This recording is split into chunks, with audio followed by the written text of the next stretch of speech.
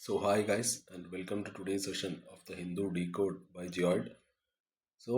I want to start by saying how sorry I am for the recent absence. Unfortunately, I've been dealing with a very heavy fever. അതുകൊണ്ടാണ് നമുക്ക് ഈ രണ്ട് മൂന്ന് ദിവസമായിട്ട് നമുക്ക് video ഇടാൻ പറ്റാതിരുന്നത്. And I know how much you guys look forward to my videos, and I'm deeply sorry for not being able to deliver them as promised. ഞാനിപ്പോൾ അതൊന്ന് റിക്കവർ ആയിട്ട് വരുന്നുണ്ട്, and I'm working hard to get better and resume creating the content that I hope you guys will enjoy. ഈ ഒരു class എടുക്കാത്ത ഈ ഒരു ടൈമിൽ രണ്ട് മൂന്ന് ദിവസത്തിൽ നമുക്ക് ഒരുപാട് അതായത് ക്വയറീസ് വന്നിരുന്നു. ഒരുപാട് സ്റ്റുഡൻസ് എന്നോട് ചോദിച്ചു എന്താണ് ഡീകോഡ് ഇല്ലാത്തതെന്നൊക്കെ ചോദിച്ചു. അപ്പോൾ എനിക്ക് മനസ്സിലായി, അതായത് കുറച്ച് ആൾക്കാർ, അതായത് നമുക്ക് വ്യൂസ് വളരെ കുറവാണെന്നുണ്ടെങ്കിലും ചില സ്റ്റുഡൻസ് അത് ഡെയിലി ഫോളോ ചെയ്യുന്ന കുറച്ച് സ്റ്റുഡൻസ് ഉണ്ട്. എനിക്ക് അവരുടെ അടുത്താണ് മെയിനായിട്ട് പറയാനുള്ളത്. I am really sorry. നമുക്ക് നമ്മുടെ സെഷനിലോട്ട് കിടക്കാം. Bangladesh year after Sheikh Hasina's ouster. ഇത് പ്രിലിംസിൽ കറണ്ട് അഫയേഴ്സിൽ നമുക്ക് പ്രതീക്ഷിക്കാം. നമ്മൾ ന്യൂസിൽ ഒരുപാട് കാലങ്ങളായിട്ട് കണ്ടുകൊണ്ടിരിക്കുന്നതാണല്ലോ ഈ ഒരു ഷെയ്ഖ് ഹസീന പോയതിനു ശേഷം എന്താണ് ബംഗ്ലാദേശിൽ നടന്നുകൊണ്ടിരിക്കുന്നത് എന്നുള്ള കാര്യങ്ങൾ. അതേപോലെ മെയിൻസിൽ GS പേപ്പർ 2 IR നമ്മുടെ ഇന്ത്യയും നൈബർഹുഡ് റിലേഷൻസും എസ്പെഷ്യലി ബംഗ്ലാദേശിൻ്റെ കാര്യമായതുകൊണ്ട് തന്നെ വളരെയധികം ഇമ്പോർട്ടൻ്റ് ആണ്. Let's move on to the news. അവിടെ നമ്മുടെ ഷെയ്ഖ് ഹസീന പോയതിനു ശേഷം ഓഗസ്റ്റിൽ, അതായത് കഴിഞ്ഞ വർഷം 2024 ഓഗസ്റ്റിൽ ഈ മുഹമ്മദ് യൂനസ് എന്ന് പറയുന്ന ആളാണ്, ഒരു പ്രൊഫസർ മുഹമ്മദ് യൂനസ് ആണ്. He became the head of A temporary government in Bangladesh. ഈ ഒരു ചേഞ്ച് മെയിനായിട്ട് വരാനുള്ളൊരു കാരണമായിട്ട് സ്റ്റുഡൻറ് പ്രൊട്ടസ്റ്റൊക്കെയാണ് പുറത്ത് വരുന്നതല്ലേ. പക്ഷേ it look like this change happened because of the student protest. റിയാലിറ്റിയിലോട്ട് വരുന്ന സമയത്ത് ഇത് പ്ലാൻ ചെയ്യുന്നത് ഈ ജമാഅത്ത് ഇസ്ലാം എന്ന് പറയുന്ന അവിടെ ഒരു ഗ്രൂപ്പാണ്. ഇവർക്ക് പാകിസ്ഥാൻ്റെ അടുത്തുനിന്നും US-ൻ്റെ അടുത്തുനിന്നും ചൈനയുടെ അടുത്തുനിന്നൊക്കെ ഒരേ സമയത്ത് ഇവർക്ക് ഒരുപാട് സഹായങ്ങൾ ലഭിച്ചിട്ടുണ്ട്. ഇത് വളരെ കോൺട്രവേഴ്ഷ്യൽ ആയിട്ട് ഒരു ഗ്രൂപ്പാണ്. ബംഗ്ലാദേശിൻ്റെ, അതായത് 1971 ബംഗ്ലാദേശിൻ്റെ ആ ഒരു ക്രിയേഷന് വരെ എതിരായിട്ട് നിന്നൊരു ഗ്രൂപ്പാണ് ഈ ഒരു ജമാഅത്ത് ഇസ്ലാം എന്ന് പറയുന്ന ഈ ഒരു ഗ്രൂപ്പ്. ഇത് വളരെ കോൺട്രവേഴ്ഷ്യൽ ആയിട്ടുള്ള ഒരു ഗ്രൂപ്പാണ്. ഇപ്പോൾ they are secretly controlling the new government. വളരെ ഇമ്പോർട്ടൻ്റ് ആയിട്ടുള്ള ഡിസിഷൻസ് അവരാണ് എടുക്കുന്നത് മെയിൻലി. ബംഗ്ലാദേശിൻ്റെ കോൺസ്റ്റിറ്റ്യൂഷൻ അനുസരിച്ച് ഇങ്ങനൊരു ഇൻ്ററിം ഗവൺമെൻറ്റിന്, അല്ലെങ്കിൽ ഇതൊരു ഇടക്കാല ഗവൺമെൻറ്റിനെ ആ ഒരു കോൺസ്റ്റിറ്റ്യൂഷൻ പ്രകാരം അത് ശരിക്കും അംഗീകരിക്കുന്നില്ല. It doesn't allow such a setup. ഇപ്പോൾ ഈ government it includes the Islamist groups like Hizbu Tahrir. അതേപോലെ വേറെ ചിലർ പറയുന്നത് ഈ കാലിഫേറ്റിൻ്റെ ആ ഒരു റൂള് വരണം, നമ്മുടെ ശരിയ ലോ അനുസരിച്ച് അങ്ങനെ ഒരു റൂള് വരണം എന്ന് പറയുന്ന ഒരു ഇസ്ലാമിക് റൂൾ അവിടെ വരണം എന്ന് പറയുന്ന ആൾക്കാരും ഉണ്ട്. ശരിക്കും ഇങ്ങനൊരു അവിടെ ഇപ്പോൾ ഷെയ്ഖ് ഹസീന പുറത്ത് പോയതിനു ശേഷം ഏകദേശം ഒരു 90 ദിവസത്തിനുള്ളിൽ തന്നെ ഒരു ഇലക്ഷൻസ് അവിടെ വരേണ്ടതാണ്. അവരുടെ ഒരു നിയമപ്രകാരം അങ്ങനെയാണ് വരേണ്ടത്. The government is making changes to the constitution, police and election system. ഇതാ ഒരു ഇലക്ഷൻ ഡിലേ ചെയ്യാനുള്ള ഒരു മെയിനായിട്ടുള്ളൊരു അജണ്ടയായിട്ടാണ് അത് കാണുന്നത്. അതേപോലെ തന്നെ ഈ ജമാഅത്ത് ഇസ്ലാമിയുടെ ഒരു പവർ ഇവിടെ കൂടിക്കൊണ്ടിരിക്കുകയാണ്. ഒരുപാട് വയലൻസ് അവിടെ നടക്കുന്നുണ്ട്, എസ്പെഷ്യലി അഗെയിൻസ്റ്റ് മൈനോറിറ്റി കമ്മ്യൂണിറ്റീസ്. അതേപോലെ ഈ അവാമി ലീഗ്, നമ്മുടെ ഷെയ്ഖ് ഹസീനയുടെ ആ ഒരു സപ്പോർട്ടേഴ്സുമായിട്ട് അവർക്കെതിരെ ഒരു വലിയൊരു പ്രൊട്ടസ്റ്റ് അവിടെ നടന്നുകൊണ്ടിരിക്കുന്നുണ്ട്. ഇപ്പോൾ ഈ കഴിഞ്ഞ മെയ്യിൽ ഈ അവാമി ലീഗ് അവിടെ ബാൻഡായി. അതേപോലെ ഷെയ്ഖ് ഹസീന, അവരുടെ ആ ഒരു ഫോമർ പ്രൈം മിനിസ്റ്റർ ആയിരുന്ന Sheikh Hasina, she's now on a trial. Meanwhile the mob attacks and police violence are happening without any punishments. നമ്മൾ ബംഗ്ലാദേശിൻ്റെ എക്കോണമിയുടെ കാര്യമൊക്കെ എടുക്കുകയാണെന്നുണ്ടെങ്കിൽ അവരുടെ ഒരു ടോട്ടലി അവർ ഒരു എന്താ പറയുക, ദേ ആർ കൊളാപ്സിങ്. അവരുടെ എക്കോണമി കൊളാപ്സ് ആയിക്കൊണ്ടിരിക്കുകയാണ്. അവരുടെ ഗ്രോത്ത്, അവരുടെ വളർച്ച വളരെയധികം ഡൗൺ ആണ്. അവിടെയുള്ള ഫാക്ടറീസൊക്കെ ഇപ്പോൾ പൂട്ടിക്കൊണ്ടിരിക്കുകയാണ്. ആൻഡ് വളരെ വലിയൊരു ഹൈപ്പർ ഇൻഫ്ലേഷനാണ് അവിടെ ഉള്ളത്. അവിടുത്തെ പ്രൈസസ് ഒക്കെ വളരെയധികം കൂടിക്കൊണ്ടിരിക്കുകയാണ്. അവിടേക്ക് പുതിയ ഇൻവെസ്റ്റ്മെൻറ്റും കാര്യങ്ങളും ഒന്നും വരുന്നില്ല. Things are getting worse. അതിൽ ഈ പാകിസ്ഥാനും ചൈനയായിട്ട് ഇവർ ഒരുപാട് അടുത്തുകൊണ്ടിരിക്കുകയാണ്. അതും കാര്യങ്ങൾ വഷളാക്കുകയാണ് അവിടെ. അവരൊരു ആൻറ്റി ഇന്ത്യ പ്രൊപ്പഗൻഡയാണ് അവിടെ ശരിക്കും സ്പ്രെഡ് ചെയ്തുകൊണ്ടിരിക്കുന്നത്. ശരിക്കും ഒരുപാട് ആൾക്കാർ പറയുന്നത് ബംഗ്ലാദേശ് ഇപ്പോൾ അവരിപ്പോൾ നീങ്ങിക്കൊണ്ടിരിക്കുന്നത് ഈ പാകിസ്ഥാൻ്റെ ഒരു പപ്പറ്റായിട്ടാണ്. ഇതെല്ലാം ഉണ്ടെങ്കിൽ കൂടി നമ്മൾ ഇന്ത്യ എടുത്ത ആ ഒരു stand, we have stayed calm and patient. ഇപ്പോൾ ഈ കഴിഞ്ഞ ഏപ്രിലിൽ നമ്മുടെ മോദിജി പറഞ്ഞു, അതായത് India still supports a democratic and stable Bangladesh എന്നാണ് പുള്ളി പറഞ്ഞത്. ബംഗ്ലാദേശിൻ്റെ ആ ഒരു പക്ഷേ ഈ ബംഗ്ലാദേശിലുള്ള ഇപ്പോഴുള്ള ആ ഒരു റെജീമിലുള്ള ആൾക്കാർ they have rejected India's offer of friendship. അതന്നെ കാണിക്കുന്നത് എത്രത്തോളം ഈ ഒരു ക്രൈസിസ് സീരിയസ് ആണെന്നുള്ളതാണ്. ബംഗ്ലാദേശിൻ്റെ ആ ഒരു സിറ്റുവേഷൻ, ഇപ്പോഴുള്ള ബംഗ്ലാദേശിൻ്റെ situation, it urgently needs a very free and fair election. Okay, run by a neutral caretaker government. Okay, it is very necessary in Bangladesh right now. So നമുക്ക് നമ്മുടെ നെക്സ്റ്റ് ന്യൂസിലോട്ട് പോവാം, which is the missing link in India's battery waste management. So ഇത് ഈ battery waste management, അതേപോലെ ഈ extended producer responsibility അല്ലെങ്കിൽ EPRനെ പറ്റിയിട്ടൊക്കെ നമ്മൾ ഒരുപാട് ന്യൂസസിൽ നമ്മൾ മുമ്പ് ഡിസ്കസ് ചെയ്തിട്ടുണ്ട്. പ്രിലിംസിൽ ഇതൊരു എൻവയോൺമെൻറ്റ് ഇഷ്യൂ ആയിട്ട് റിലേറ്റ് ചെയ്തിട്ടുള്ളൊരു ടോപ്പിക്കാണ്, അതേപോലെ കറണ്ട് അഫയേഴ്സിലും വളരെ ഇമ്പോർട്ടൻ്റ് ആണ്. ഓക്കെ, സോ പ്രിലിംസിൽ ഇതാണ് ഇതിൻ്റെ ഒരു മെയിൻ ആയിട്ടുള്ളൊരു റെലവൻസ്.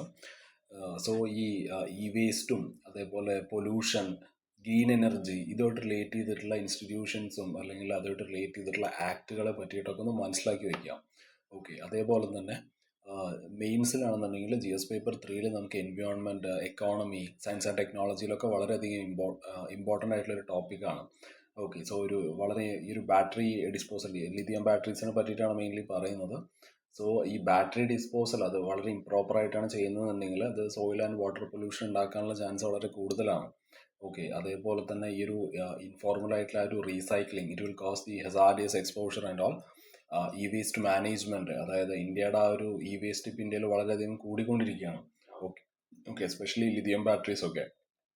ഓക്കെ, അതേപോലെ ഈ ഒരു സസ്റ്റൈനബിൾ ഡെവലപ്മെൻറ്റും ഇൻഡസ്ട്രിയൽ പോളിസി, സയൻസ് ആൻഡ് ടെക്നോളജിയിലൊക്കെ വളരെയധികം ഇമ്പോർട്ടൻ്റ് ആയിട്ടുള്ള ടോപ്പിക്കാണ്. So let's move on to the news. So ഈ ഒരു ന്യൂസിൽ മെയിനായിട്ട് ഇന്ത്യയുടെ ആ ഒരു ലിഥിയം ബാറ്ററി ബൂമിനെ കുറിച്ചാണ് പറയുന്നത്. സോ നമ്മളിപ്പോൾ റീസെൻ്റ്ലി ഇന്ത്യ ഒരുപാട് ലിഥിയം ബാറ്ററീസ് യൂസ് ചെയ്യുന്നുണ്ട്. അതായത് നമ്മളിപ്പോൾ ഇലക്ട്രിക് വെഹിക്കിൾസിലെ മെയിൻ ആയിട്ടുള്ള ഒരു കോമ്പോണൻ്റ് ആണ് ഈ ഒരു ലിഥിയം. ഓക്കെ, സോ EVs നമ്മൾ ഒരുപാട് EVs ഇപ്പോൾ പുറത്തിറക്കിക്കൊണ്ടിരിക്കുന്നുണ്ട്. EVs നമ്മൾ ഒരുപാട് പ്രൊമോട്ട് ചെയ്യുന്നുണ്ടല്ലേ. അതേപോലെ തന്നെ we are having more battery storage for solar and wind energy. 2023 ഏകദേശം 4 GW hours ആയിരുന്നു നമ്മുടെ ഈ ഒരു ബാറ്ററി ഡിമാൻഡ്. അതിന് ഏകദേശം 2035 ആകുമ്പോഴേക്കും 139 GW അത് കൂടും. അത് നമുക്കിവിടെ കാണാൻ പറ്റുന്ന വളരെ ഒരു ഹ്യൂജ് ജമ്പ് നമുക്കിവിടെ കാണാൻ പറ്റും. സോ ഇവിടെയുള്ളൊരു പ്രശ്നം എന്താണെന്ന് പറഞ്ഞാൽ നമുക്ക് we don't recycle these batteries properly. Okay, so ഇങ്ങനത്തെ ഒരു ഇത് വേറെ ഡേഞ്ചറസ് ആയിട്ടുള്ള മെറ്റീരിയൽസ് ആണ്. ഓക്കെ, ഇത് EVസിലൊക്കെ നമുക്കിത് യൂസ് ചെയ്യാൻ പറ്റും എന്നുണ്ടെങ്കിലും ഈ സാധനം നേരെ നമ്മൾ ഡിസ്പോസ് ചെയ്തില്ല എന്നുണ്ടെങ്കിൽ it can leak into soil and water. Okay, so this causes pollution and it will harm the health. 2022 lithium batteries മാത്രം ഉണ്ടാക്കിയത് ഏകദേശം 7 ലക്ഷം ടണ്ണോളം വേസ്റ്റ് ആണ്. Okay, so this is almost half of India's total waste. ഇത് വളരെ serious ആയിട്ടുള്ള ഒരു കൺസേൺ ആണ്. ഗവൺമെൻറ് ഇവിടെ എന്താണ് ചെയ്യുന്നതെന്ന് ചോദിച്ചാൽ 2022 നമുക്ക് ഈ ബാറ്ററി വേസ്റ്റ് മാനേജ്മെൻറ്റ് റൂൾസ് ഒക്കെ ഉണ്ടായിരുന്നു അല്ലേ.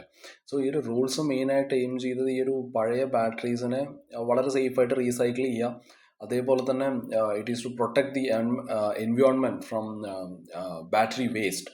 ഇതൊക്കെയായിരുന്നു ഇതിൻ്റെ മെയിനായിട്ടുള്ള എയിം. സോ ഇവിടെ EPR എന്നുള്ളത്, അതായത് ഒരു എക്സ്റ്റൻഡ് പ്രൊഡ്യൂസർ റെസ്പോൺസിബിലിറ്റിയെ പറ്റിയിട്ട് നമ്മൾ ഒരുപാട് ന്യൂസിൽ നമ്മൾ ഡിസ്കസ് ചെയ്തൊരു സംഭവമാണ്. ഓക്കെ, സോ ഇവിടെ ഈ ബാറ്ററീസിൻ്റെ കാര്യം എടുക്കുമ്പോൾ ഇത് ഉണ്ടാക്കുന്ന കമ്പനികൾ അല്ലെങ്കിൽ ഇത് വിൽക്കുന്ന ആൾക്കാർ they must also take care of their collection and recycling.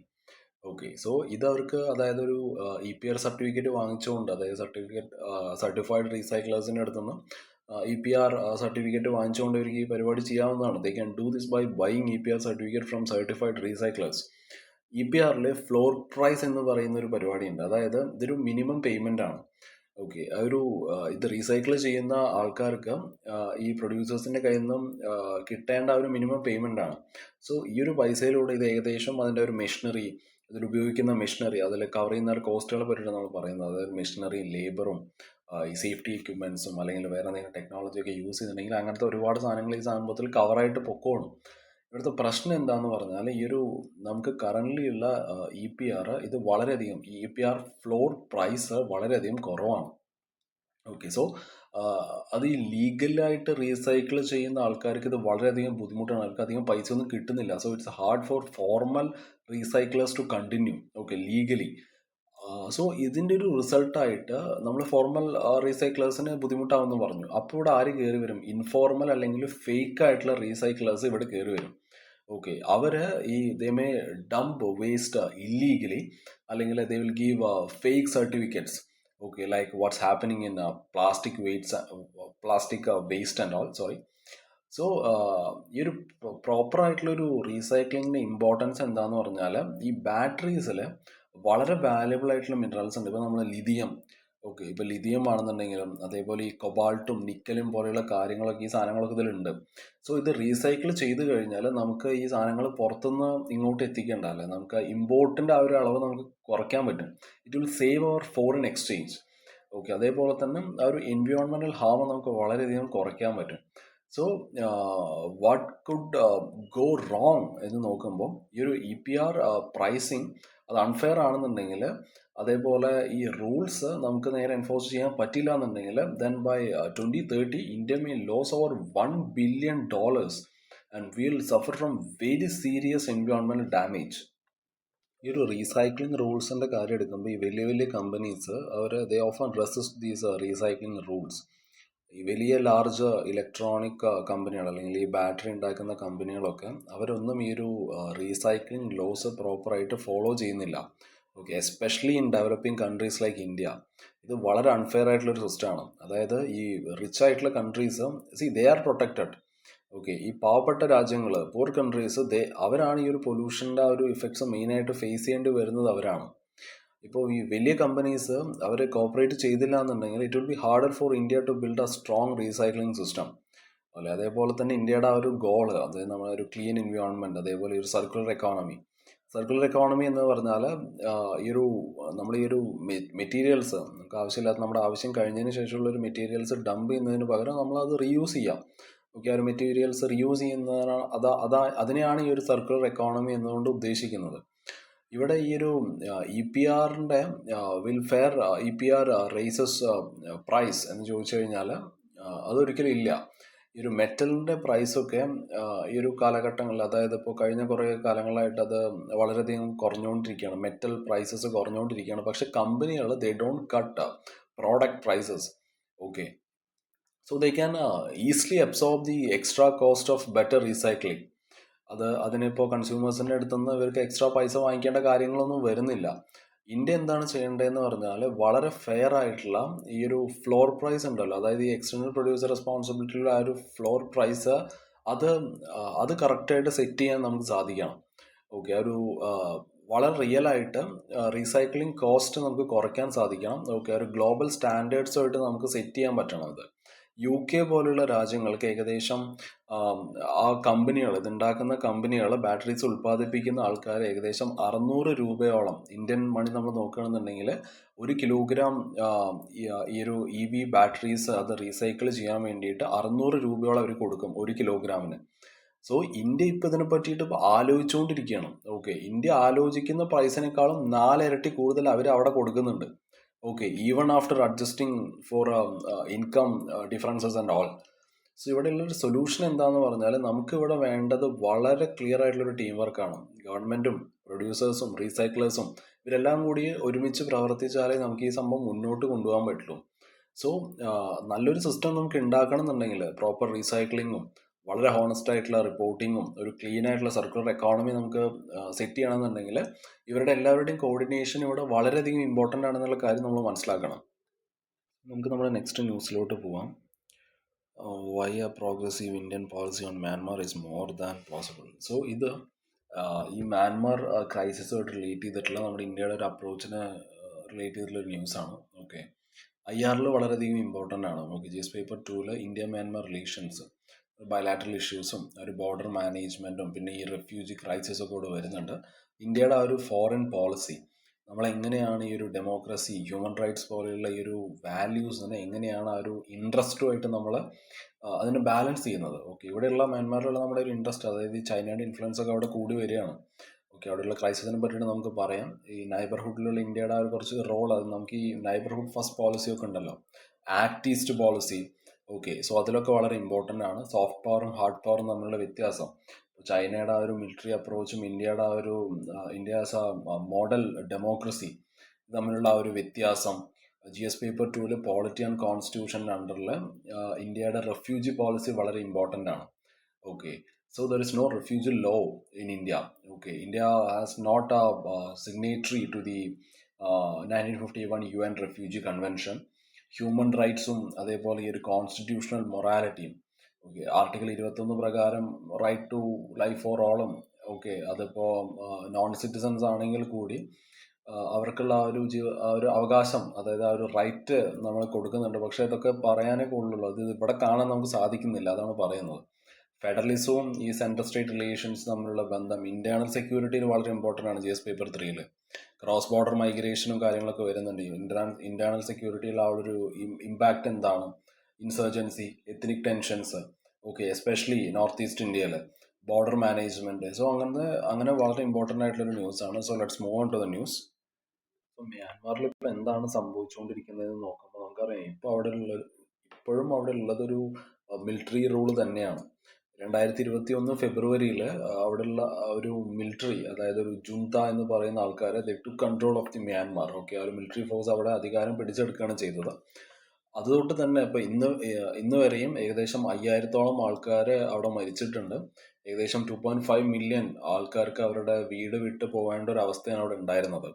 So ഇവിടെ ഇന്ത്യ എന്താണ് ചെയ്യുന്നതെന്ന് നോക്കുമ്പോൾ അതാണ് നമുക്ക് ഇമ്പോർട്ടൻസ് ഇവിടെ. Okay, so India we have continued the official relations with the military junta. Okay, അവിടെ ഒരു പ്രോ ഡെമോക്രസി ഗ്രൂപ്പ്, അതായത് ഒരു നാഷണൽ യൂണിറ്റി ഗവൺമെന്റ് എന്ന് പറയുന്ന കുറച്ച് ആൾക്കാർ, അവരും അവിടെ ഒരു റൂള് പിടിച്ചെടുക്കാൻ നോക്കുന്നുണ്ട്. റൂള് പിടിച്ചെടുക്കുക എന്ന് പറഞ്ഞാൽ they are also trying to represent the people. Okay, നമ്മൾ ഇതുവരെ ഈ ഒരു NUG ഇതുവരെ സപ്പോർട്ട് ചെയ്തിട്ടില്ല, അല്ലെങ്കിൽ ഒരു നാഷണൽ യൂണിറ്റി ഗവൺമെന്റിനെ നമ്മൾ സപ്പോർട്ട് ചെയ്തിട്ടില്ല. ഓക്കെ, എക്സ്പേർട്സ് എന്താണ് പറയുന്നതെന്ന് വെച്ചാൽ, അതായത് ഇന്ത്യൻ ഫോറിൻ പോളിസി എക്സ്പേർട്സ് എന്താ പറയുന്നതെന്ന് വെച്ചാൽ, അതായത് ആരാണോ അവിടെ പവറിലുള്ളത് അവരുമായിട്ട് നല്ലൊരു റിലേഷൻ വെക്കലാണ് നമുക്ക് വേണ്ടത്. ഓക്കെ, ഇപ്പൊ ഈ ജുന്ത എന്ന് പറയുന്ന ആൾക്കാരുമായിട്ട് we must deal with whoever is in power. Okay, to protect our national interest. ഇപ്പോൾ സെക്യൂരിറ്റി ആണെന്നുണ്ടെങ്കിലും അല്ലെങ്കിൽ ട്രേഡ് ആണെന്നുണ്ടെങ്കിലും ഇപ്പോൾ ചൈനയുടെ ഒക്കെ ഇൻഫ്ലുവൻസ് ആ ഒരു ഏരിയയിൽ വളരെയധികം കൂടുതലാണ്.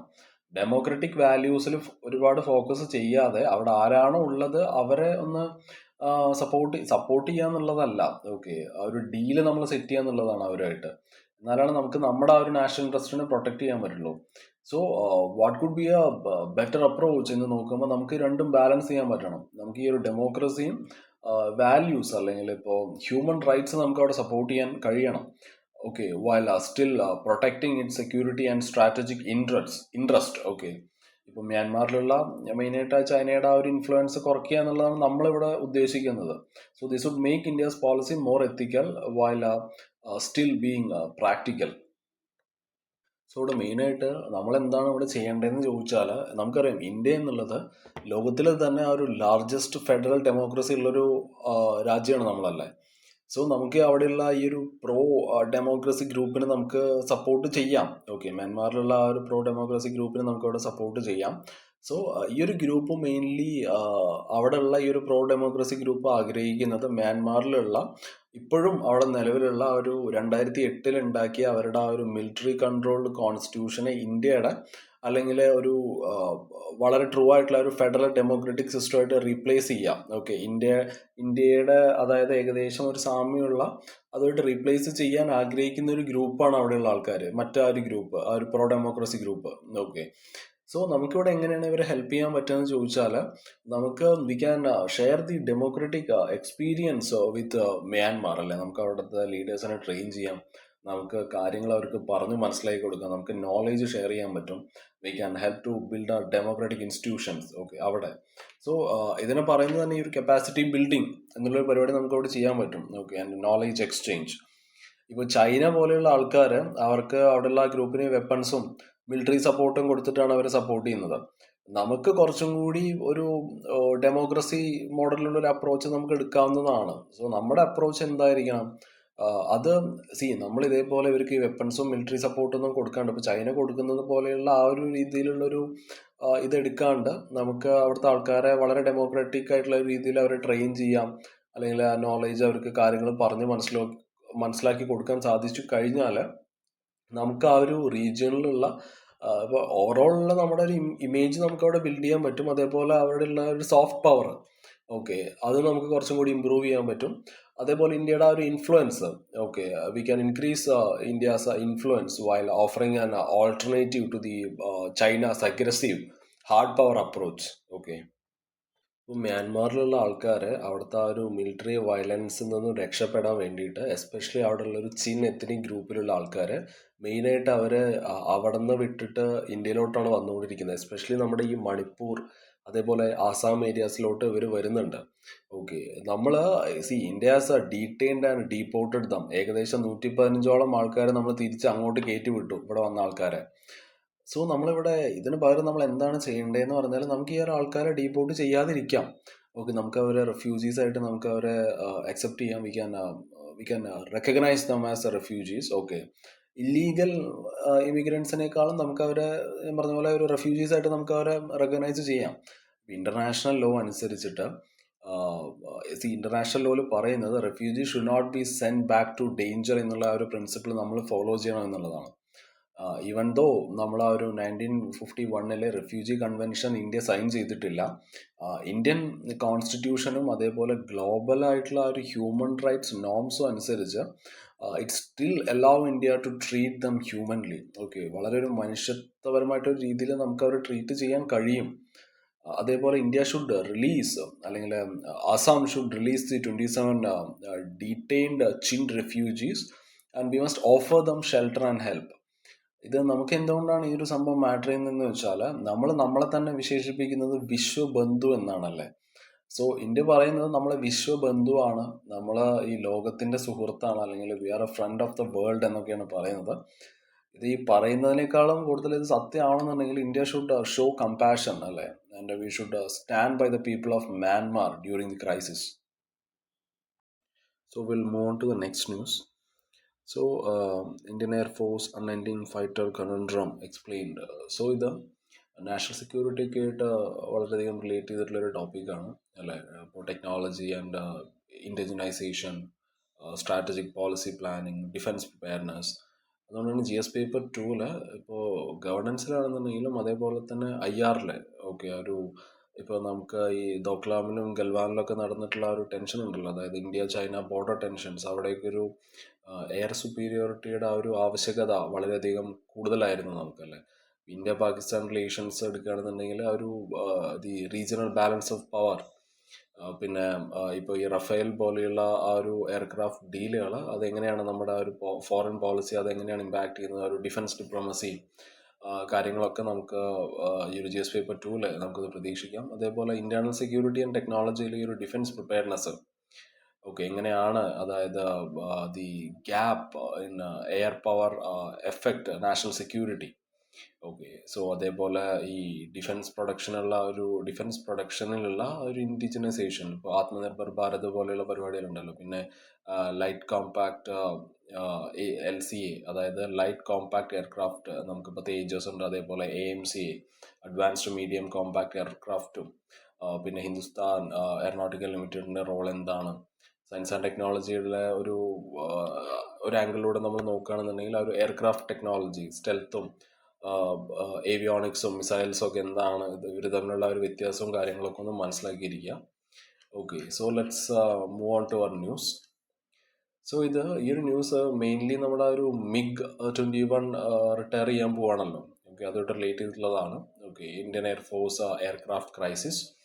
സോ ഈ ഒരു MiG-21 എന്നുള്ള ഈ ഒരു പഴയ ഒരു aircraft, it is very old. Okay, 1960s മുതൽ നമ്മൾ ഉപയോഗിക്കുന്ന ഒരു സാധനമാണ്. അതിനെ സഞ്ചരിക്കുന്ന, അല്ലെങ്കിൽ it is a flying coffin, പറക്കുന്ന ശവപ്പെട്ടി എന്നാണ് വിളിക്കുന്നത്. ഓക്കെ, ഒരുപാട് മരണങ്ങൾ അതിൽ ഉണ്ടായിട്ടുണ്ട്, ഒരുപാട് പൈലറ്റ്സ് മരിച്ചിട്ടുണ്ട്. സോ ഇന്ത്യയുടെ കയ്യിലുള്ള ഒരു പ്ലെയിൻസിന്റെ ഷോർട്ടേജിനെ പറ്റിയാണ് നമ്മൾ മെയിനായിട്ട് പറയുന്നത്. ഏകദേശം നമുക്കൊരു 42ഓളം സ്ക്വാഡ്രോൺസിന്റെ ആവശ്യമുണ്ട്. സ്ക്വാഡ്രോൺസ് എന്നുള്ളത് ആ ഒരു ജെറ്റുകളുടെ ഒരു ഗ്രൂപ്പാണ്. ഓക്കെ, അത് ഒന്നിനല്ല ഉദ്ദേശിക്കുന്നത്, ആ ജെറ്റ്സിന്റെ ഗ്രൂപ്പാണ്. ഓക്കെ, അത് വേരി ചെയ്യും. സോ 42ഓളം സ്ക്വാഡ്രോൺസ് നമുക്ക് വേണം, പക്ഷെ നമ്മുടെ കയ്യിൽ 31 ഉള്ളൂ. 11ഓളം സ്ക്വാഡ്രോൺസിന്റെ അടുത്ത് നമുക്ക് ഷോർട്ട് ആണല്ലേ. So it is weakening our defence. അതേപോലെ ഇപ്പോൾ മോഡേൺ ജെറ്റുകളായിട്ടുള്ള ഇപ്പോൾ തേജസ് ഒക്കെ ആണെന്നുണ്ടെങ്കിൽ, ഇപ്പോൾ Tejas MK-1A it is being made, but it is getting very delayed. Okay, പുതിയ പ്ലെയിനുകളൊക്കെ വരുന്നുണ്ട്, പക്ഷെ വളരെ സ്ലോ ആയിട്ടായിരിക്കും അത് നമ്മുടെ ഡിഫൻസിലോട്ട് ഈ സാധനം കയറുക. ഇപ്പോൾ അതേപോലെ ഈ foreign and indigenous planes, okay, they are planned, പക്ഷെ അത് ഇതുവരെ റെഡി ആയിട്ടില്ല എന്ന് വേണം നമ്മൾ പറയാൻ. സോ എന്തൊക്കെ അതായത് ഇന്ത്യൻ ജെറ്റ്സിന്റെ കാര്യം എടുക്കുമ്പോൾ നമ്മൾ നമ്മുടേതായിട്ടുള്ള ഇപ്പോൾ ലൈറ്റ് കോമ്പാക്ട് എയർക്രാഫ്റ്റുകൾ നമ്മളിപ്പോൾ ഉണ്ടാക്കാൻ നോക്കുന്നുണ്ട്. Okay, so we are building our own LCAs or light compact aircraft. Tejas ഒക്കെ അതിന് എക്സാമ്പിളാണ്. ഓക്കെ, പിന്നെ അതേപോലെ തന്നെ നമുക്ക് ഒരു 5th ജനറേഷൻ സ്റ്റെൽത്ത് ജെറ്റുകൾ ഉണ്ടാക്കാനുള്ള പരിപാടികളൊക്കെ നമ്മൾ അതിലോട്ടൊക്കെ കടന്നിട്ടുണ്ട്. So India is also planning to buy some jets from other countries. Okay, so ഇപ്പം നമ്മൾ മെയിൻലി നമ്മളിപ്പോൾ സെൽഫ് റിലയൻസിലൊക്കെ ഇപ്പോൾ ഫോക്കസ് ചെയ്ത് തുടങ്ങിയിട്ടുണ്ട്. ഇപ്പോൾ ഒരുപാട് ഇപ്പോൾ റഫാലിനെ ഒന്നും ഡിപ്പെൻഡ് ചെയ്തിട്ട് എല്ലാ കാലത്തും നമുക്ക് ഇരിക്കാൻ പറ്റില്ല അല്ലേ. സോ ആ ഒരു ഫോറിൻ ഡിപ്പെൻഡൻസ് നമ്മൾ കുറയ്ക്കേണ്ട ഒരു സമയമായിട്ടുണ്ട്. So India wants to make more jets at home. ഇപ്പോൾ ചൈനയുടെ ഒക്കെ കാര്യം എടുക്കുകയാണെന്നുണ്ടെങ്കിൽ, ഇപ്പം നമ്മുടെ അടുത്തുള്ള രാജ്യങ്ങളുടെ കാര്യം എടുക്കുകയാണെന്നുണ്ടെങ്കിൽ, ചൈന ഹാസ് മോർ പവർ. അവർക്ക് ഏകദേശം 1300ഓളം ഫൈറ്റർ ജെറ്റുകൾ ഉണ്ട്. Okay, India has a very fewer planes and നമുക്കറിയാം വളരെ ഓൾഡ് ആയിട്ടുള്ള ടെക്നോളജിയാണ് നമ്മൾ യൂസ് ചെയ്തുകൊണ്ടിരുന്നത്. ഇപ്പോൾ പാകിസ്ഥാൻ എടുത്താണെന്നുണ്ടെങ്കിൽ ഒരു പ്രത്യേകിച്ച് ഇന്ത്യ പാകിസ്ഥാൻ പോർട്ടലിലൊക്കെ ഈ ടെൻഷൻസ് ഇപ്പോൾ കൂടി വരുന്ന ഈ ഒരു സമയത്ത് ഈ പഴയ സ്മോൾ ഫ്ലീറ്റ് ആയിട്ടുള്ള സാധനങ്ങളൊക്കെ it is very risky. Okay, അതേപോലെ ഔട്ട്ഡേറ്റഡ് ടെക്നോളജിയാണ് നമ്മുടെ അടുത്തുള്ളത്. നമുക്ക് വേണ്ടത് മോഡേൺ റഡാറുകൾ, സംവിധാനങ്ങളുള്ള സംഭവങ്ങളാണ്. മിസൈൽസും ഇലക്ട്രോണിക്സും ഒക്കെയാണ് നമുക്ക് വേണ്ടത് ടു സ്റ്റേ ഹെഡ് അല്ലേ. സോ ഇന്ത്യയുടെ എയർഫോഴ്സിന് it is really short of modern jets. ഇപ്പോൾ MiG-21 പോലെയുള്ള old planes they are very unsafe. Okay, പുതിയ പ്ലെയിനുകൾ വന്നുകൊണ്ടിരിക്കുന്നുണ്ട്, പക്ഷെ അത് വളരെ സ്ലോലിയാണ് വരുള്ളൂ. So it is very dangerous because നമ്മുടെ നൈബേഴ്സ് ആയിട്ടുള്ള ചൈനയാണെന്നുണ്ടെങ്കിൽ പാകിസ്ഥാൻ ആണെന്നുണ്ടെങ്കിൽ അവരുടെ അടുത്ത് ഇന്ത്യ വെച്ച് കമ്പയർ ചെയ്യുന്ന സമയത്ത് കുറച്ചും കൂടി ബെറ്റർ ആയിട്ടുള്ള എയർ പവർ ഉണ്ട് എന്ന് വേണം നമ്മൾ മനസ്സിലാക്കാൻ. So India is trying to fix this by building more jets and reducing the foreign dependence. So നമുക്ക് നമ്മുടെ നെക്സ്റ്റ് ന്യൂസിലോട്ട് പോവാം. Largest Asian tortoise species reintroduced in Nagaland community reserve. So ഈ ഒരു ഏഷ്യൻ ജൈൻ ടോർട്ടോയ്സിനെ നാഗാലാൻഡിലോട്ട് റീഇൻട്രൊഡ്യൂസ് ചെയ്തതിനെ പറ്റിയിട്ടുള്ളൊരു ന്യൂസാണിത്. സോ നമ്മുടെ ഒരു പ്രിലിംസ് റിലവൻസ് എന്താണെന്ന് പറഞ്ഞാൽ എൻവയോൺമെൻറ്റ് എക്കോളജിയിൽ ഇമ്പോർട്ടൻ്റ് ആണ്. ഓക്കെ, ഇവിടെ ഈ IUCNൻ്റെ ക്രിട്ടിക്കലി എൻഡേഞ്ചേർഡ് സ്പീഷീസ് ആണത്. ഓക്കെ, ഇത് മെയിനായിട്ട് കണ്ടുവരുന്നത് നോർത്ത് ഈസ്റ്റ് ഇന്ത്യയിലൊക്കെയാണ്, എസ്പെഷ്യലി നാഗാലാൻഡ്. ഓക്കെ, സോ അതുകൊണ്ട് തന്നെ ഇപ്പോൾ ഇതിനെ തിരിച്ചു കൊണ്ടുവന്നത് കൊണ്ടും ഈ ഒരു ന്യൂസ് വളരെ ഇമ്പോർട്ടൻ്റ് ആണ്. ഇന്ത്യയിലൊക്കെ കാണുന്ന പ്രത്യേകിച്ച് ഒരു ക്രിട്ടിക്കലി എൻഡേഞ്ചേർഡ് സ്പീഷീസിനൊക്കെ പറ്റിയിട്ടുള്ള ചോദ്യങ്ങൾ UPSCയുടെ ഒരു ഫേവറേറ്റ് ഏരിയ ആണത്. ഓക്കെ, പിന്നെ ഇവരെ നമുക്ക് ഈ ഒരു ടോർട്ടോയ്സിനെ നമുക്ക് ഈ സൗത്ത് ഈസ്റ്റ് ഏഷ്യൻ പാർട്സിലാണ് പിന്നീട് ഈ സാധനങ്ങളെ കാണാൻ പറ്റുക. Okay, and it is the largest tortoise in mainland Asia. So ഇവിടെ കൺസർവേഷൻ ഇനീഷ്യേറ്റീവ്സ് എന്തൊക്കെയാണെന്നുള്ള കാര്യങ്ങളൊക്കെ മനസ്സിലാക്കി വെക്കുക. ഈ സ്റ്റേറ്റ് ഫോറസ്റ്റ് ഡിപ്പാർട്ട്മെൻറ്റിൻ്റെയും അതേപോലെ കുറേ NGOസിൻ്റെയൊക്കെ റോൾ എന്താണ്. ഇപ്പോൾ ഇവിടെ ഒരു ഇന്ത്യ ടേർട്ടിൽ കൺസർവേഷൻ പ്രോഗ്രാമൊക്കെ അതിനെ പറ്റിയിട്ടൊക്കെ പറയുന്നുണ്ട്. ഓക്കെ, സോ ഈ ഒരു റീഇൻട്രൊഡക്ഷനിൽ അവരുടെ റോള് വളരെ ഇമ്പോർട്ടൻ്റ് ആയിരുന്നു. ഈ എക്സിറ്റു ഇൻസിറ്റു കൺസർവേഷനൊക്കെ ഉണ്ടല്ലോ. ഇപ്പോൾ മെയിൻസിൽ GS പേപ്പർ 3 എൻവയോൺമെൻറ്റിൽ ഇമ്പോർട്ടൻ്റ് ആണ് ബയോഡൈവേഴ്സിറ്റി കൺസർവേഷൻ.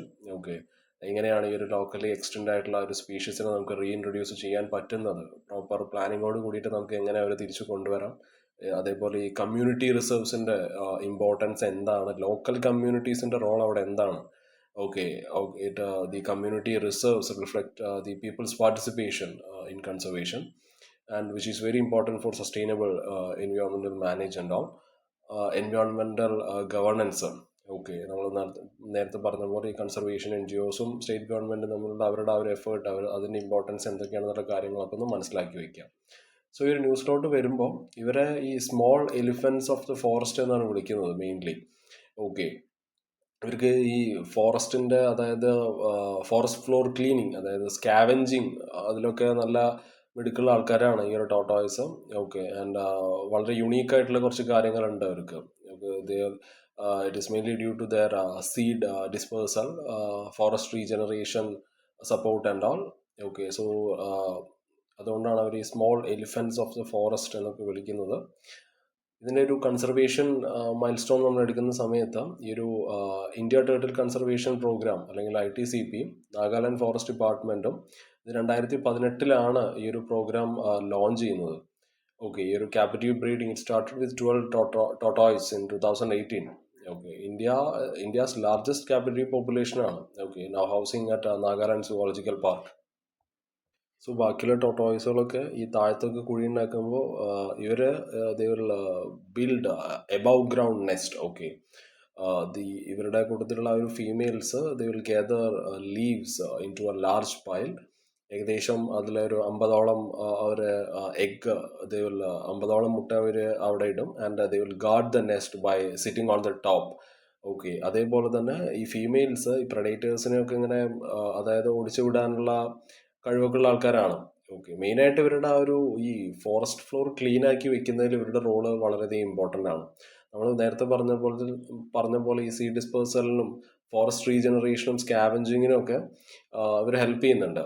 ഓക്കെ, ഇവർ ക്രിട്ടിക്കലി എൻഡേഞ്ചേർഡ് ആണ്. ഞാൻ നേരത്തെ പറഞ്ഞ പോലെ ഇന്ത്യയിലും ബംഗ്ലാദേശിലും മ്യാൻമാറിലും തായ്ലാൻഡിലൊക്കെയാണ് ഇവർ മെയിനായിട്ട് കണ്ടുവരുന്നത്. സോ ഇന്ത്യയിലുള്ള ഈ ഒരു കൺസർവേഷൻ പ്രോഗ്രാം എടുക്കുമ്പോൾ ഈ ഒരു the India turtle conservation programme ഇത് നാഗാലാൻഡ് ഫോറസ്റ്റ് ഡിപ്പാർട്ട്മെൻറ്റുമായിട്ട് ഇവർ കൊളാബ് ചെയ്തിട്ട് they launched a conservation effort in 2018.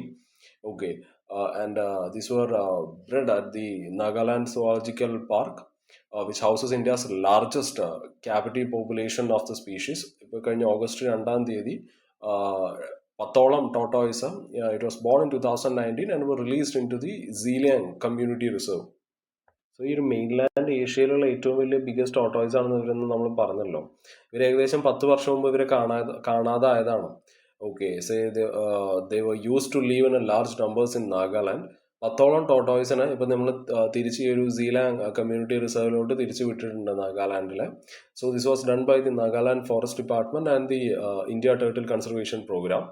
So ഇവരെങ്ങനെയാണ് ഈ ഒരു പരിപാടി ചെയ്തതെന്ന് പറഞ്ഞാൽ ഇവർ ആദ്യം they build a special soft release enclosure. ഇതൊരു പ്രൊട്ടക്റ്റഡ് ഏരിയ ആണ്, ഇതൊരു പ്രൊട്ടക്റ്റഡ് സ്പേസ് ആണ്. ഓക്കെ, സോ അവിടെ ഈ ടോട്ടോയ്സിനെ they can get use to the area. അതൊരു ഫ്രീ ആയിട്ട് അവർക്ക്, അതായത് ഫോറസ്റ്റിൽ ഇവർക്ക് അങ്ങനെ തുറന്നു വിടുന്നതിന് മുമ്പ് ഒന്ന് നൈസായിട്ട് ഇവർക്ക് കാര്യങ്ങളൊക്കെ ഒന്ന് മനസ്സിലാവാൻ വേണ്ടിയിട്ട് ഇവർ ആ ഒരു പ്രൊട്ടക്റ്റഡ് സ്പേസിനുള്ളിൽ ഇടുകയാണ് ചെയ്യുക. Okay, so this will help them to feel at home and stay in that area. So ഇതൊരു റയർ സ്പീഷീസിനൊക്കെ ഇങ്ങനെ പ്രൊട്ടക്ട് ചെയ്യുന്നതിൽ വളരെ വലിയൊരു ബിഗ് സ്റ്റെപ്പാണ് ഇതല്ല. It shows that people and government are working together to bring back endangered animals. നമുക്ക് നമ്മുടെ നെക്സ്റ്റ് ന്യൂസിലോട്ട് പോകാം. സോ ഈ ഒരു news it is mainly related to gender equality and empowerment. Okay, so അതുകൊണ്ട് തന്നെ ഗവർണൻസ്, കോൺസ്റ്റിറ്റ്യൂഷൻ, സോഷ്യൽ ജസ്റ്റിസ് ഒക്കെ വരുന്നത് GS പേപ്പർ 2-ലാണ്, gender equality.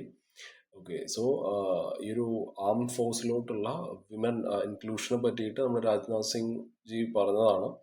Okay, so it is a part of India's broader push for gender equality in a traditionally male-dominated sector. Government policies and initiatives എടുക്കുന്ന സമയത്ത് ഇപ്പോൾ ഒരു gender neutral മിലിറ്ററിയിലോട്ട് അതായത് government ഒരുപാട് effort ഇടുന്നത് നമുക്ക് കാണാം to promote inclusive decision making. അതേപോലെ തന്നെ നിങ്ങൾക്ക് right to equality, non discrimination, article 15, article 14 ഒക്കെ ആയിട്ട് നിങ്ങൾക്കിത് ലിങ്ക് ചെയ്യാൻ പറ്റും. സെക്യൂരിറ്റിയിലും വളരെ ഇമ്പോർട്ടൻ്റ് ആണല്ലേ ആംഡ് ഫോഴ്സിലുള്ള ഒരു റിഫോംസും ഹ്യൂമൻ റിസോഴ്സ് ചാലഞ്ചസും കാര്യങ്ങളൊക്കെ ഒന്ന് മനസ്സിലാക്കി വെക്കുക. സോ ഈ ഒരു ന്യൂസിൽ മെയിൻലി നമ്മുടെ defence minister Rajnath Singh G പറഞ്ഞത് ഫോഴ്സിൽ കുറച്ച് അതായത് സ്ത്രീകളുടെ എണ്ണം ഇനി വർദ്ധിപ്പിക്കണം എന്നാണ്. പുള്ളി പറഞ്ഞത് ഒരു പാർലമെന്റ് കമ്മിറ്റി ഒരു പ്രോഗ്രസ് ഇപ്പോൾ നോക്കിക്കൊണ്ടിരിക്കുകയാണ്. They are checking the progress and the military is becoming more general neutral എന്നാണ് പുള്ളി പറഞ്ഞത്. സോ ഇപ്പോൾ നമുക്ക് വുമൺ പാർട്ടിസിപ്പേഷൻ്റെ ഒരു കണക്കെടുക്കുകയാണെന്നുണ്ടെങ്കിൽ ഇപ്പോൾ എല്ലാ 3 ഫോഴ്സും കൂടി എടുക്കുകയാണെന്നുണ്ടെങ്കിൽ ഇപ്പോൾ ആർമി, നേവി, എയർഫോഴ്സ് എടുക്കണമെന്നുണ്ടെങ്കിൽ ഏറ്റവും കൂടുതലുള്ളത് എയർഫോഴ്സിലാണ് നമുക്ക് കാണാൻ സാധിക്കുന്നത്. ഓക്കെ, വുമൺ പാർട്ടിസിപ്പേഷൻ അതായത് 13%, 13.4% of the air force is women. Okay, so it's a highest number of women. ആർമിയിൽ ഏകദേശം 6.85% ആണ്, നേവിയിലാണെന്നുണ്ടെങ്കിൽ 6% ആണ്. So these numbers have been growing since 2005. ആർമിയിൽ 2024 ഏകദേശം 1735 വിമൻ ഉണ്ടായിരുന്നു. പിന്നെ എയർഫോഴ്സിൽ 1614 വിമൻ, നേവിയിൽ 674 വിമൻ. ഓക്കെ, അപ്പോൾ 2005 the number were much lower. Okay, ഇപ്പോൾ 2024 നമ്മൾ പറഞ്ഞല്ലോ, ഇപ്പോൾ ആർമിയിൽ 1700 സ്ത്രീകൾ ഉണ്ടാകുമ്പോൾ 2005 അത് വെറും 700 760 അതേപോലെ ആർമിയിൽ 574, നേവിയിൽ 154 ആയിരുന്നു. Okay, so women can now work in many important roles. ഇപ്പോൾ ആർമിയിലാണെന്നുണ്ടെങ്കിൽ 12 ബ്രാഞ്ചസ് ഓപ്പൺ ആണ്. ഓക്കെ, ചില കോമ്പാക്ട് റോൾസ് ഇൻക്ലൂഡ് ചെയ്തിട്ടുള്ള റോൾസ് ഇപ്പോൾ ആർമിയിൽ വിമൻ ഓപ്പൺ ആണ്. അതേപോലെ നേവിയിലാണെന്നുണ്ടെങ്കിൽ സബ്മറൈൻസ് ഒഴിച്ചിട്ടുള്ള ബാക്കി ബ്രാഞ്ചസ് ഒക്കെ അവർക്ക് ഓപ്പൺ ആണ്. ഓക്കെ, അതേപോലെ എയർഫോഴ്സിൻ്റെ കാര്യം എടുക്കുമ്പോൾ എല്ലാ ബ്രാഞ്ചസും ഓപ്പൺ ആണ്. ടെക്നിക്കൽ ആൻഡ് നോൺ ടെക്നിക്കൽ ജോബ്സിൽ അവർക്ക് വേക്കൻസി ഉണ്ട്. The entry schemes exist for both technical and non technical jobs. ഇപ്പോൾ training academies are also now open for women. Okay, so women are getting more chances in the army, navy and air force. ഒരു number വളർന്നു വരുന്നതായിട്ട് നമുക്ക് കാണാൻ സാധിക്കും. And the government supports it. So more roles and training are now open to women, including important and compact roles. Okay, so that's it guys. നമുക്കപ്പോൾ നാളെ വേറെ കുറച്ച് ന്യൂസസ് ആയിട്ട് വരാം. Okay, bye, have a nice day.